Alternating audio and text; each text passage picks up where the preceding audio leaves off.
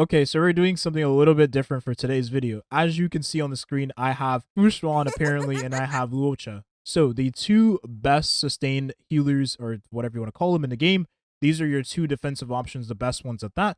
With the release of Fu Xuan, I thought it'd be a good idea to talk about both characters, because on my recent poll, I've seen a lot of people vote for Fu Xuan, but a lot of comments saying Luocha is a better sustained character overall, and I disagree. I think they're both on the same value in terms of sustain and defensive options. And the truth is, one is better than the other in situations, and I could say the same for Luocha as well, with characters like, for instance, Blade, where he works better than Fu Xuan in that case. Now, when we talk about the defensive options, you obviously want that character to, first of all, be skill point positive. Fu Xuan is a skill point positive by the looks of her kit right now.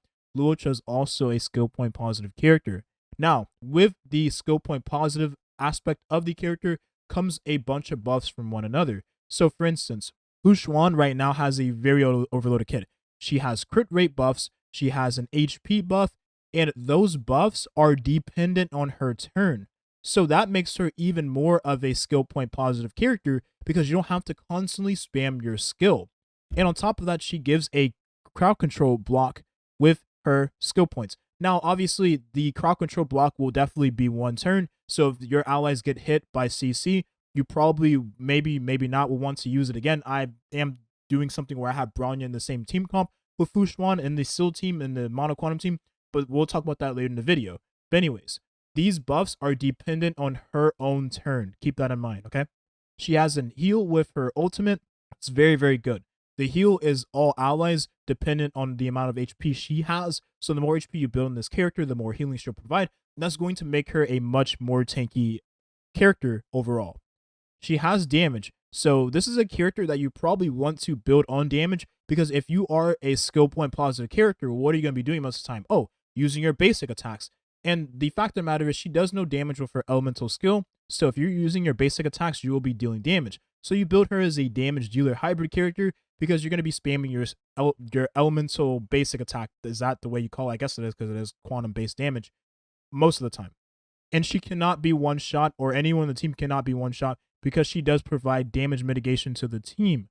So that makes her a valuable character in situations where you might have Luocha and your ally gets one shot. I've seen it happen far too many times. Now, Luocha is an amazing healer, right? He is a part of the imaginary element, which is the, like I said, quantum and imaginary are the two strongest elements by far. We all know that at this point, right?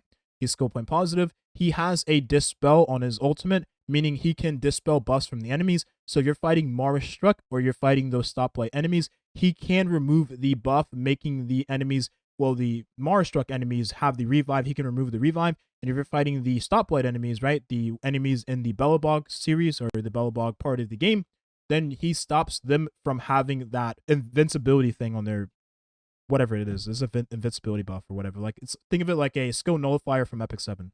Anyways, he has a cleanse, and that cleanse is on his auto heal on top of that. So the cleanse is very valuable, right? This puts him leagues above every other healer because he can cleanse without using his elemental skill. So that makes him a very skill point positive character. But if you need that emergency cleanse, he has it in his kit. So it's very, very good. And he has passive healing. The passive healing he has is a ton. You don't ever have to use your elemental skill because he provides so much healing for the team. So much healing. But aside from that, that's pretty much all he does as a character. Of course, if you get Eidolons for the character, he does more than that. You could say the same about Fu Xuan. I'm sure her Eidolons will make her a much more valuable character for the team as well. Situations where Luocha would stand out more than Fu Xuan is if you're using a character like I said, Blade earlier, where you want a character that heals more so than damage mitigate, because you want that character Blade to take more damage so he deals more damage, right? We all know that.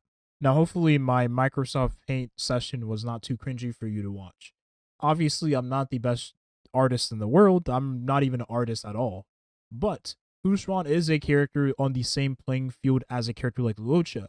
And the truth is, she is best in the Mono Quantum team comp. But just like Luocha, she is a very flexible healer. I mean, I guess we can call her a healer now at this point. Defensive option that can essentially be put into any team you want her to be put in. Some teams might not really be that good, such as Blade, and a character like, maybe I would say, okay, I can't say that because that is leaked stuff. But a team coming into the future that may not work with the character if you have Blade in that team comp. So this is my team I'm going to be using with Fu Xuan. I will have the 3 quantum characters and the only character that is of a different element. You can put another character in slot of Bronya of a quantum element to buff the team, but I don't think we have a character like that coming anytime soon. So if we do get a character in the future that is of the quantum element, that is a harmony character, then you would use them in the slot of Bronya. But until then, you use the best offensive support character possible, which is Bronya, right? And this is still a hyper carry variant team. The mono quantum team in truth is still hyper carry because you are using the main damage dealer that is going to be soaking up all the skill points. But if you do have an Eidolon 6QQ, you can use her in the same team party as Seal, but you have to make sure that you're not, like, I would make sure that Seal goes before QQ, so that QQ isn't the one maybe sometimes soaking up all the skill point. But if you really want to be safe, you should have a team like this that is a lot more flexible, where there's not 2 characters both wanting to use as many skill points as they can use. Another team you can use with Fu Xuan is right here, and that is the Kafka Dot team. You can use Luocha in the Kafka Dot team as well, because he does have a ton of healing, and he has a cleanse in his kit, which is very valuable for every character here. However, Fu Xuan does mitigate damage, and she is a preservation character, so she has higher taunt values than most other classes in the game. So using her in the same party with a character like Ting Yun means your Harmony character won't be getting hit as often as a character like Fu Xuan would. However, if your Ting Yun was to be getting hit by the enemy, then that damage would be mitigated anyways. So it's almost as if her being preservation is kind of irrelevant because she still does mitigate damage for the whole team. Now, if you have an imaginary team and you have a bunch of imaginary characters in that team, of course, Luocha will be a very valuable character to have in place of a character like Fu Xuan in that imaginary team, because of course, your end goal is to always match the elements that the enemy is weak to. And if the enemy is weak to this bright yellow color, then you probably want to bring that bright yellow color to the battle. And then Hang a Baby to the 9 now being another imaginary character, if you are using a team like this and you have a character like, let's just say, Silverwolf, and you want to always implant that weakness on the enemy, well, then you can have that character in place, like pretend this is Den Hang Baby to the 9. You can have Luocha here to have that weakness implant onto the enemy, but then again, you could have Fu Xuan in place and it really wouldn't make a difference because it still is a 50% chance. Luocha, however, is extremely good with Blade. He is better than Fu Xuan in every way with this character. If you have Blade, you probably will never use Fu Xuan in the same party because you don't want damage mitigated on a character that already builds as much HP as a character like Fu Xuan. You also don't want Blade to be healed by Fu Xuan and have that damage mitigated also, because you want this character to take more damage than the damage that will be mitigated by Fu Xuan. She does provide crit rate buffs in a CC block, which is very, very valuable, especially valuable for Blade. But is it really necessary when Luocha can cleanse if he really needed to? Not really. Jing, who is going to be really good with Fu Xuan, will now take more advantage of a defensive option like her instead of Luocha because of all of the buffs Fu Xuan provides on top of the damage mitigation. The CC block is very valuable for this character alongside the crit rate buff she provides, meaning you may be able to put a crit damage chest on your Jingwan. There is one character that may not work too well with Fu Xuan. I want to see a little bit of testing before I come to that conclusion, and that is Clara. The only reason why I say that is because you want this character to get her ult as much as you can, because that in turn makes her increase her own aggro value. And if you have a character like Fu Xuan in the party, and maybe you're using a light cone like Landu's Choice, then you'll have Fu Xuan increase her own taunt value while being a preservation character, and that would be counterintuitive in having her in the same team with a character that wants to be hit most of the time. However, the damage mitigation and crit rate and the CC blocks Fu Xuan provides is way too good to pass up on a character like Clara, to be honest.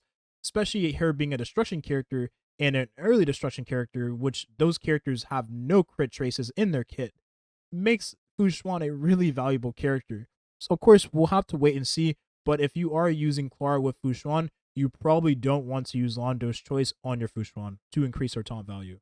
One thing's for sure though, if you are using Jetpard, you don't have to use this character anymore, unless you're using a character like Yang Qing, or maybe you're using a character like, let's just say, Arlen. But those two characters are going to be phased out very, very soon. And the true loser of Fu Xuan's arrival is actually Bailu. This character is literally replaced in every single way possible. all of the buffs Fu Xuan provides is way too good to pass up from a 5-star character. On top of that, she acts like Bailu in the sense of Bailu giving your allies more HP to work with the overhealing, and on top of that, giving your allies the damage mitigation in the form of invigoration. Well, Fu Xuan already does that, and she does that on a higher level. Of course, Fu Xuan also does negate CC effects, which is what Bailu wants to do, but Bailu struggles to do. So this character may be as good as, honestly, power crept. The quantum weakness break effect is extremely strong. You delay the enemy's action, pushing them all the way down to the beginning of the turn order if you have a character with a ton of break effect and you deal a ton of damage depending on the amount of hits that enemy takes. I was going to say ally for whatever reason. That enemy takes. So if you have a very fast team with a bunch of hits, then that enemy will take a lot of damage whenever they take their turn. The weakness break effect for imaginary is really good because you delay the enemy's action and you reduce the speed. So you don't have backloaded damage, but the damage is more so front loaded.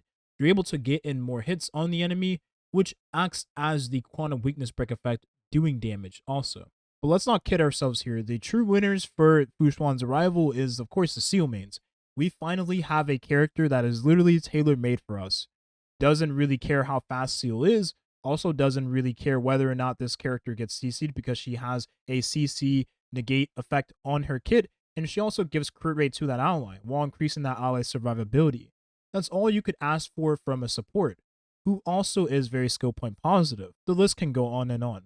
So there you have it. Of course, as always with the rival of any character, there's always going to be people that believe that a character is better than another character or worse than another character because maybe they have that character and they don't want that new character to be better than the character they already have. Well, yeah, that's true, but that's not the case in this situation. They're both very good characters of the same playing field. They both want to do the same job and excel well at doing that. Of course, we don't have Fu Xuan out in the game currently to back that up, but if you can look at the kit of the character and understand that she's of the quantum element, a part of the two strongest elements in the game, I think this is a no-brainer for anyone to believe that she's going to be very strong like Luocha. Let me know what you think in the comment section down below. I always believe people to disagree with me no matter what I say, and that's always okay. Anyways, have a nice rest of your day. Peace.